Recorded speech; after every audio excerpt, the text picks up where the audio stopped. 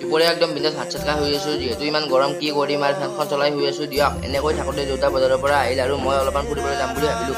যিহেতু দেউতা আহিলে দেউতাৰ গাড়ীখন লৈ যাওঁ, আহি ইয়াত তেল ভৰাব ধৰিছোঁ, মানে দেউতাই কৈছে যে যদি গাড়ীখন নিয়া নিজে তেল ভৰাবি। এইফালে মই প্ৰকৃতিৰ সুন্দৰ বতাহ খাই যাই আছোঁ, মানে মই ইমান স্পীডত আহিছোঁ কিন্তু স্পীডোমিটাৰত 0 দেখাইছে, স্পীডোমিটাৰটো বেয়াই হ'ল নেকি। ফাইনেলি ফুৰি যাই আছোঁ ঘৰলৈ, আৰু খালী হাতে গ'লে মাহঁতে বেয়া পোৱা বুলি কচুৰি 4টামান ল'লোঁ দিয়ক। আৰু যাই থাকোঁতে বাইকৰ পৰা নামিলোঁ, মানে আমাৰ গৰু দুটা ইয়াত খাই আছে তাকে একেলগে লৈ যাওঁ।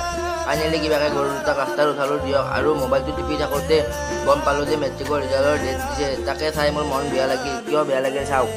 যিমান ছোৱালীয়ে মেট্ৰিক পাছ কৰিব, চবটো কলেজত নাযাব, ঘৰত টকা পইচাৰ অসুবিধা আছে।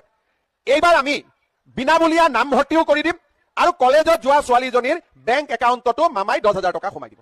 নাই দে গাইছে আমাৰ মানে আপা মাহান থাকিলে আপনাৰ গাইছে হিমন্ত থাক গেলে আৰ আপা মাহান মানে আমি থাকিলে আপনাৰ বাদ দিম মেট্ৰিক